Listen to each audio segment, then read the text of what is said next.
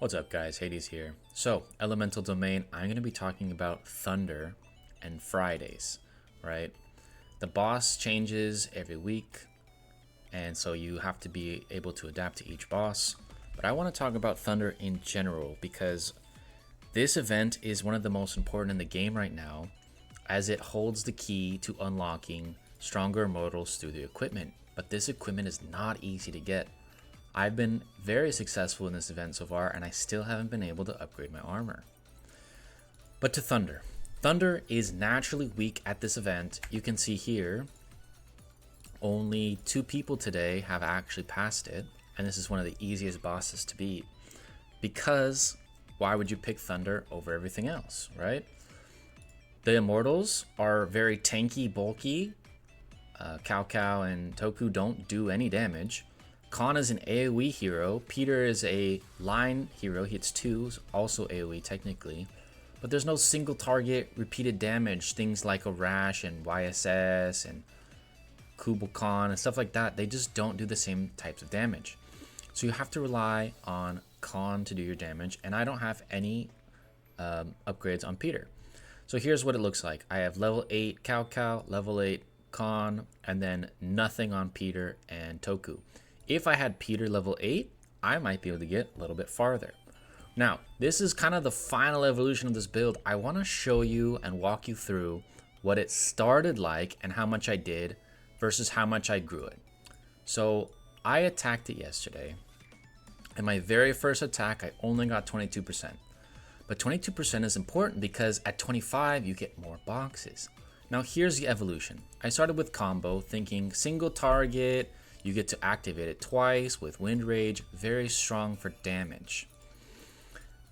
But then I also had damage for Cao Cao. I was like, well, we need more damage. Let's do Death Breath, and let's try and keep the team alive with Vitality. Doesn't work. The next attempt, I go, you know what? We need to make some differences. I kept the combo, but then I switched. Let's go Speed Blessing and Energy Suppression because I wanted to get more attacks with my Knife Through Butter and I wanted to slow down the enemy's ultimate. Why? Because look, I died in 1 minute 37 seconds. I needed to survive, and to survive, I need the boss to not deal damage to me. So that's where I pivoted. The second one, let's do that. Still a little better, 46%, actually a lot better. We're way past 25, and now we're pushing for 50. Okay, let's see if we can push to 50. I'm still dying in 2 minutes, which means I'm not even getting the full time to do the full damage, and I'm losing HP, which means I lose damage. Third attempt, failure. I switched to Berserker, and I put Berserk with Energy Suppression. Probably a little bit on the unlucky side, but it just didn't work. Fourth attempt, this is when I had to stop using my free ones. Now we get 50. What did I change? Soul Synergy. This was the key. Look at this. It healed 12 million and I almost lasted the entire time. And then you can look at the next one, which would be this one, 53%. And I lived. Look at this. Soul Synergy, 19 million healing. The key was Spring of Life. That Soul Synergy gives you that bonus defense and you take less damage, which means I have more HP, which means I deal more in return. I actually want to watch this one to show you kind of what I mean when this happens, okay? So a big thing with these bosses is you have to watch their energy bar. If you can keep their energy bar suppressed, then you get to not take all that damage. So you can see it's silenced for the first start of the game, then the Knife Through Butter procs, and it still has an ult to me, which means I'm doing full damage because all my immortals, except for the one it's targeting, are at full HP. And you can see it still has an ult to me because I've gotten a few Knife Through Butter procs, but finally, boom, it ults, but I'm going to take way less damage because I have Spring of Life, right? And as it continues to cycle through, you're going to see my Khan ult, get back to full. See how he healed 1,000? And then he takes a huge 4,000 hit, and he ults, heals 1,000, ults, hits 1,000. And the same thing happens with everyone else. They heal 800, heal 800, heal 800. And the higher HP they are, the more they heal. You can see his first one was 800, second was 900. And then you slowly get whittled down over and over and over. But this was my best attempt so far. The only way this could get better is if I had more upgrades on my front line. Toku would be giving better shields. He wouldn't be dying as fast. Peter would be more HP, meaning he would do more damage. And it just cycles on itself, right?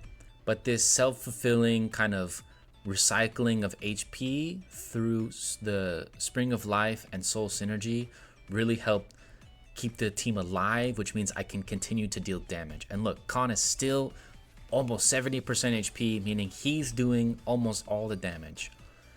I'm not going to bother you with the entire fight, but I will show you the report and how much damage Khan actually did, because that's the important part, right? There's the 50 and here's the 53. Look at the stats. Khan did 138 million damage and Peter only did 13. But his job is to activate Knife Through Butter. If I have leveled him, he might do 20, 30, 40, 50 million, and then I could be really pushing for like the 70 and 100%. But that would take the right boss as well. That fire boss, I don't know where it is right now, but it doesn't let you crit. Yeah, here it is. You reduce damage by fire. It has crit immunity, so you can't even do crits, which makes it basically impossible to 100%. And that's why there are people who are able to 1% this one, or 100%, because it's just immune to freezes, not immune to crits. Some bosses just are easier than others, and that's just the way this mode is set up. I hope you guys found something useful in this one. If you did, make sure to leave a like and a comment, and I'll catch you guys in the next one.